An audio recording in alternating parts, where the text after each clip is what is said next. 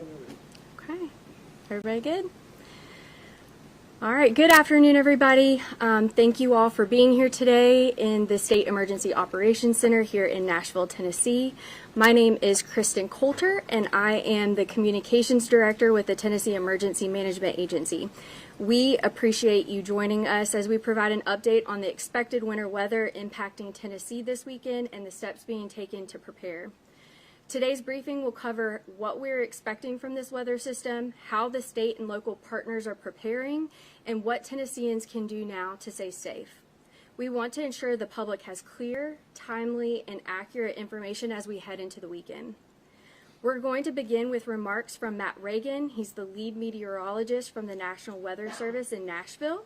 We will also hear from Alex Pelham, TEMA Chief of Staff, Josh Brown, Tennessee Department of Transportation Traffic Operations Director, and Major Travis Botzer, Tennessee Highway Patrol.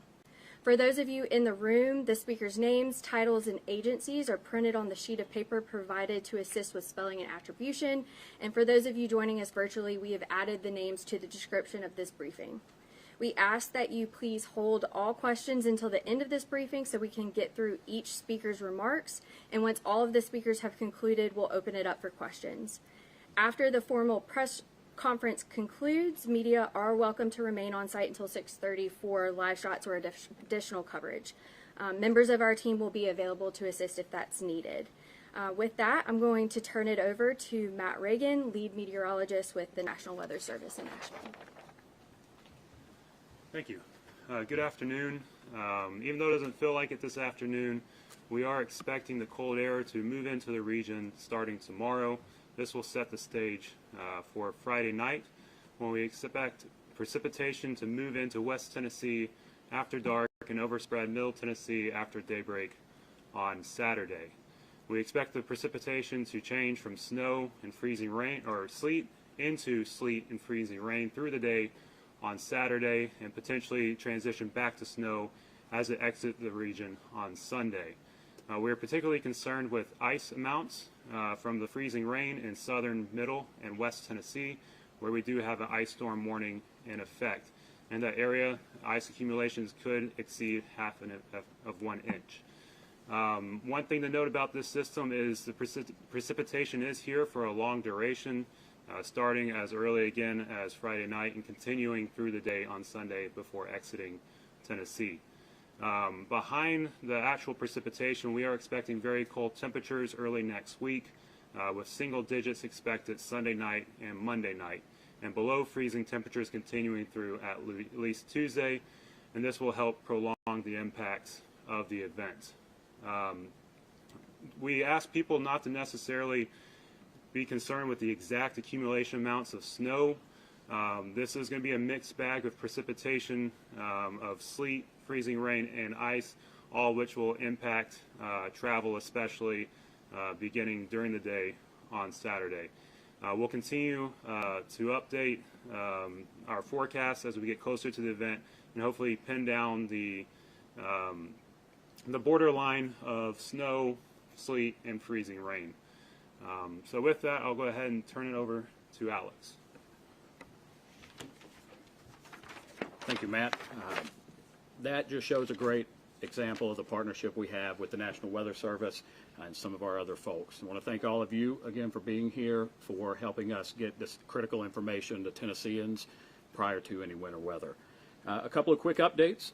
Earlier today at 2 p.m. Central, the State Emergency Operations Center activated to a Level 3 state of emergency, and Governor Bill Lee will be signing an executive order declaring that state of emergency later today. A couple of key messages I'd like to leave you with before I am done talking is, first, prepare now for what's coming. We have great weather service partners. We know there are certain things that we can do now and not do when the precipitation is here and the danger rises. First, look at your core supplies, things that you may have to have if you're in your house for 72 hours and you're not able to get out. This includes food, this includes medicine, things for your animals, and other potential things like batteries. Second part, check on your neighbors. Some people may live alone, some people may not have the support system around them. We'd ask that you look for those that may be elderly, that may live alone, and check in on them.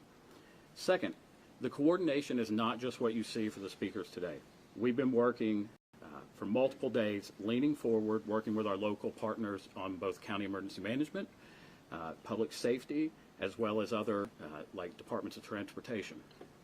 So with that, we also have TEMA staff that are embedded daily in both blue skies and gray skies, and those district coordinators are out there working with our local mayors, our local county emergency managers, and fire chiefs to ensure that preparedness efforts are taking place.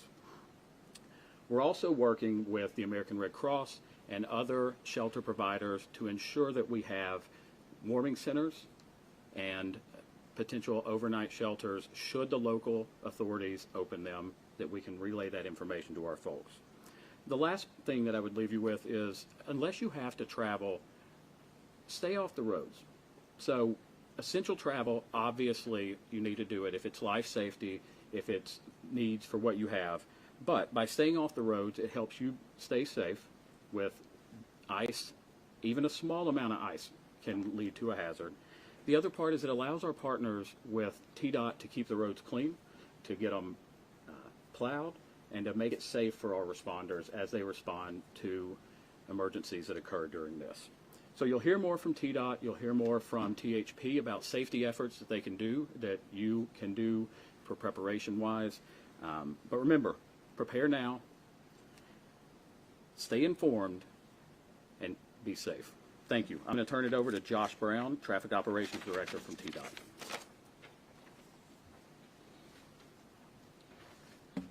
Thank you, Alex, and thank you everyone for being here this afternoon. My name is Josh Brown, Traffic Operations Director with Tennessee Department of Transportation. I want to thank our friends at TEMA, National Weather Service, and the Tennessee Highway Patrol. We have a great partnership with these agencies and couldn't do what we do without them. The Tennessee Department of Transportation is fully prepared for the upcoming winter weather event expected to impact our state over the next few days.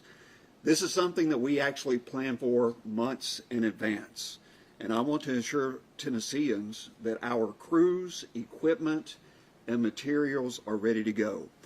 Our 2026 winter operations budget, which is actually more than $30 million, is already at work across all 95 counties with snow plows and brine trucks having been already prepared, our salt bins having been fully stocked, and most importantly, the dedicated men and women of our department who are the ones out there doing the work are positioned and ready to respond when called upon. Our help team is also ready. These are TDOT's first responders. You see them in the yellow trucks. They will be out patrolling our interstates, assisting motorists, responding to incidents. We have adjusted their schedules to provide around-the-clock coverage to ensure they're out there throughout the entirety of the event. Our operators are well trained. Their trucks are fully equipped, and they are ready to assist motorists as needed and also assist our partner agencies. So when the snow hits, our first priority as a department will be to treat the interstates and heavily traveled state routes, especially bridges, ramps, hills, and curves. During prolonged storm events like the one forecasted for this weekend, roads actually may need to be treated more than once so that they can remain passable. I do want to emphasize one critical point, one that's already been mentioned. If you do not have to be on the roads during this event, please stay at home. The more space our crews have to do their work, to do their job, means they can do it quicker, getting the roads cleared in a more efficient manner, but also it keeps them safe and keeps you safe as well. Nothing is more important to us than the safety of the motoring public and of our employees. For traffic updates, road condition information, live camera feeds, visit our TDOT SmartWay website. And you can also find this information by calling 511. So thank you very much. I'm going to turn it over now to my friend, Major Travis Plotzer. Appreciate it. First, I want to thank TEMA for hosting this media briefing and for the work in coordinating the state's response. During this weather event, we will be in constant contact with TDOT, TEMA, and our local partners. TDOT's collaboration in Their efforts are amazing how well they work with law enforcement to make sure the motoring public is safe during these events. Our local partnerships, we're grateful for those. From law enforcement to police, fire, EMS, sheriff's deputies, local EMAs, and volunteer firefighters, they're all essential to make sure Tennesseans are safe. But this is part of a One Tennessee effort to make sure everyone is safe and no one's left stranded. I'd be remiss if I didn't mention our local tow truck operators, who are an essential piece to this effort to help keep roadways open if somebody becomes stuck in the ditch. Bottom line, you've heard it mentioned several times today, it's about partnerships, both public and private. That's what makes Tennessee the best state in the nation, and Tennesseans are blessed and they're safer because of these partnerships. Oftentimes we're asked, how are we preparing? State troopers and dispatchers aren't just punching a clock. They're working around the clock to make sure every stretch of interstate's run out looking for stranded motorists. But we want to get to these motorists before the cold does. We're clearing the way. We're aggressively clearing these roadways, especially what's on the shoulder, abandoned vehicles, so emergency units can respond when seconds matter. Weather preparedness, we want you to know before you go. You just heard Josh Brown from TDOT talk about their map that's out there. Check these maps for real-time conditions. If the forecast calls for snow or ice, the best thing to do is stay off the roads if you don't have to. You've heard that mentioned before, and that's a constant theme. There's essential workers that must be out to keep America going. Make sure your vehicles are prepared. Ensure your battery's fully charged. Make sure you have the proper tread depth and tire pressure in your tires. Check your antifreeze levels as well. Keep your gas tank full as possible in the event you do get stranded, so you can try to stay warm.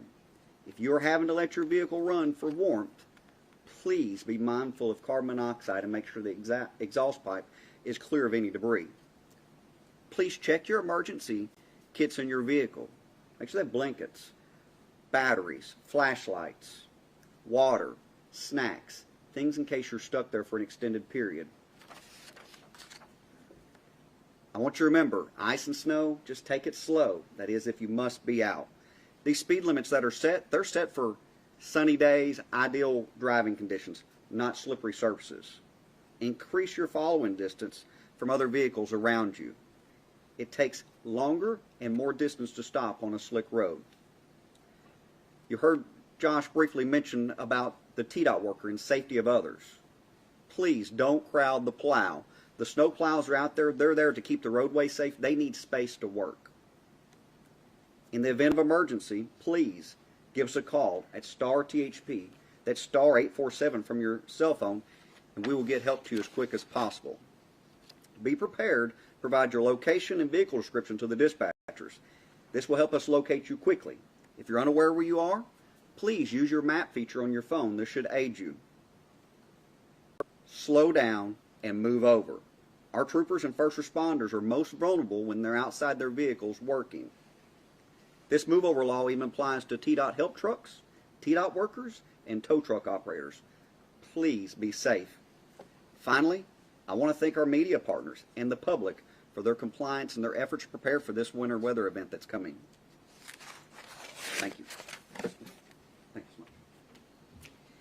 That concludes our formal remarks. So at this point, we're happy to take any questions that you might have.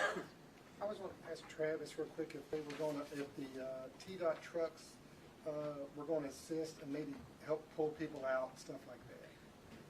Could you do your question one more time, Nikki?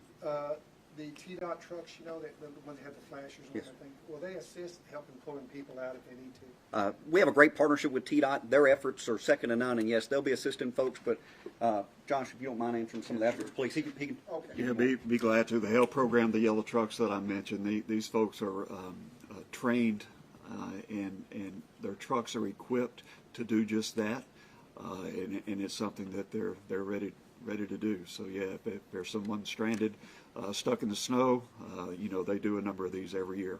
So yeah, we'll be glad to offer that service.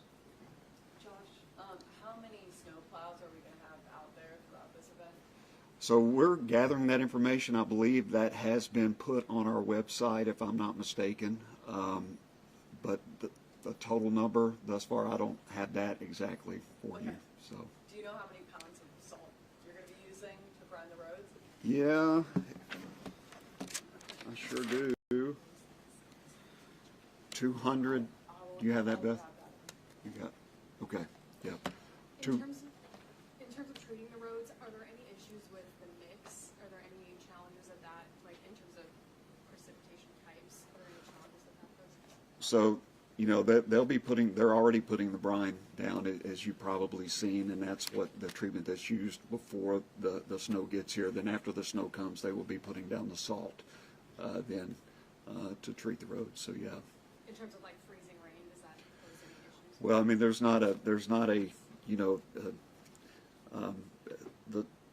not a, I guess, a perfect solution for that, and the freezing rain is something that does cause a concern for motorists, and that's why we encourage people to stay at home if at all possible. Yeah. Would you say that's probably the worst scenario is ice? I mean, I've been driving for years, and I think I'm a good driver, but ice just scares the hell out of me. Yeah, there's nothing. That's right. Ice it is dangerous. Snow is dangerous, but if you get the ice involved as well, and it not only puts the motorist in danger, but it puts our people in danger who are out there trying to do their job and keep the roadways clear for us. So yeah. Would you have any guidance with how to drive in the snow versus how to drive in the ice? Yeah, I can go to what I tell my children, right? That'd be great. Yeah. So you don't want to follow too closely, number one. Travis mentioned the speed limits. I believe Major Plotzer mentioned the speed limits. Those are designed for optimal conditions. Be it rain, sleet, snow, or ice, you need to be going below the speed limit, right? Don't follow too closely. But again, our main message is to stay at home unless you just absolutely need to be out. So, yeah. Thank you. The southern part of our state, Matt mentioned, is going to get maybe an inch of ice. What communications has anybody had with the local power utilities, and how are they preparing? So we continue to work with our local partners through our emergency support functions, with our partners at TDEC. We continue to stay involved with Tennessee Valley Authority on what's going on. We work through our local county emergency management to determine if there are any potential concerns or if there are any potential resource requests. Should that come up and there be a concern from those locals, that'll be routed up through the counties to the State Emergency Operations Center to where we can see if we can help meet that need. I mean, with that much ice, we're going to have power outages. There's going to be trees down. Is there already a plan to request assistance from other agencies, power utilities? Yeah, so the way we go about that is the way we would go about it in any other disaster in our resource request process. So like I said in my statements earlier, we have what are called district coordinators that are out in the field all the time. These are the folks that know the mayors, they know the county first responders, and they know the process of how they can reach out, whether it's through mutual aid, that's one of the county-to-county mutual aid, or whether it be an energy authority mutual aid, or if they come here and we have to do something with an out-of-state mutual aid partner, to where we would process that through something called the Emergency Management Assistance Compact, or EMAC. I remember the last big one we had here that was 14 inches that just paralyzed the city. I remember they struggled with getting ambulances, and did you guys talk about this time? Like, the people that were having a heart attack or a stroke or something like that, and ambulances were having trouble getting there.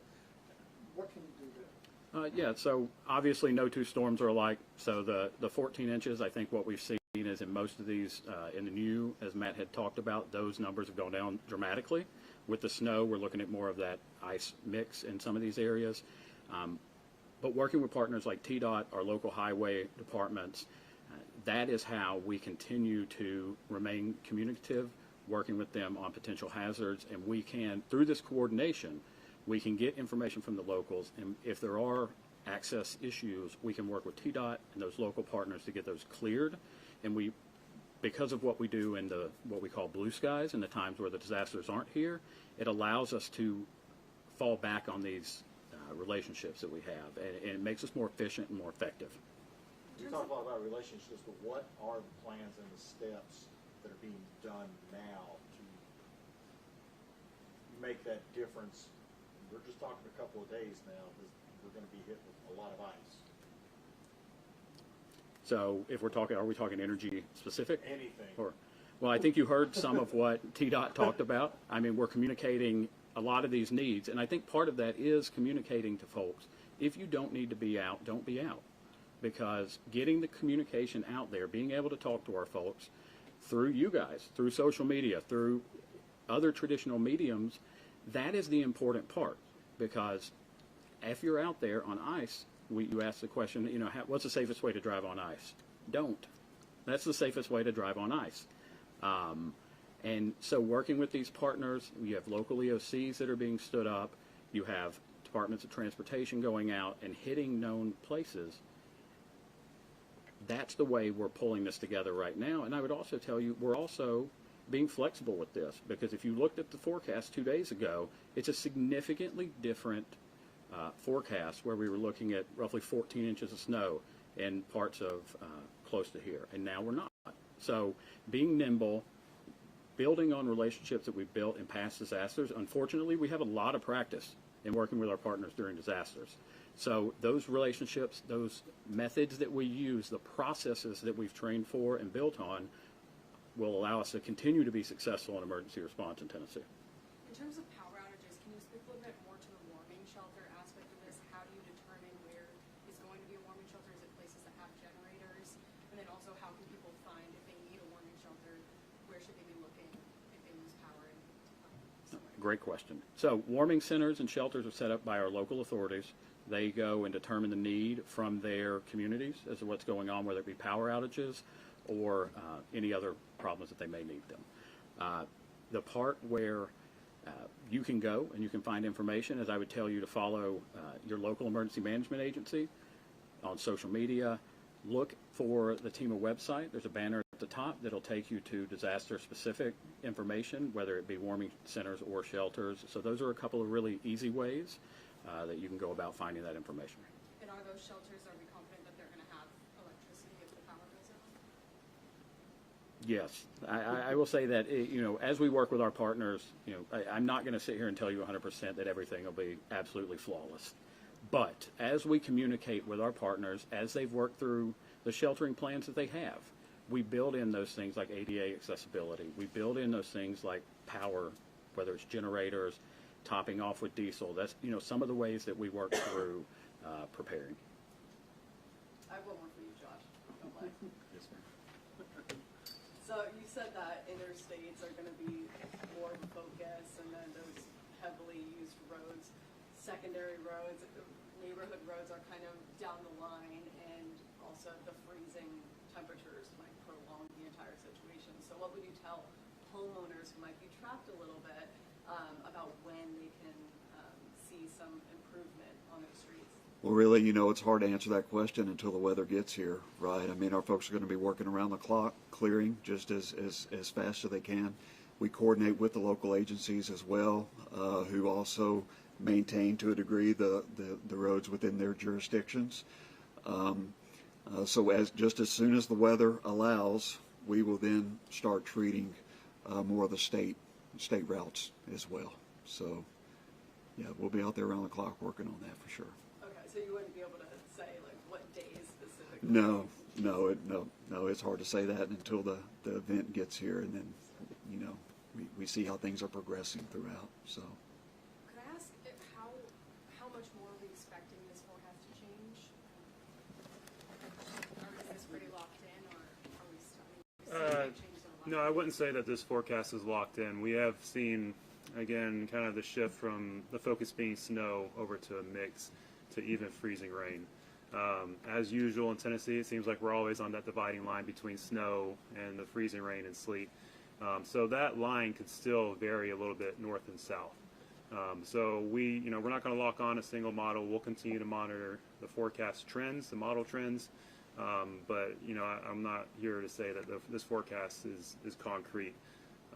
You know, we do have the ice storm warning out in the area where we have the highest confidence of the highest ice amounts. All right, we're going to conclude questions at this point. I would just encourage everyone to go to the TEMA website. We're going to continue posting updates throughout this weather event and all of our social media. We do use X as our primary mode of communication during these kinds of events. So you can absolutely find more information as we produce it in those places. Thank you all so much for joining us.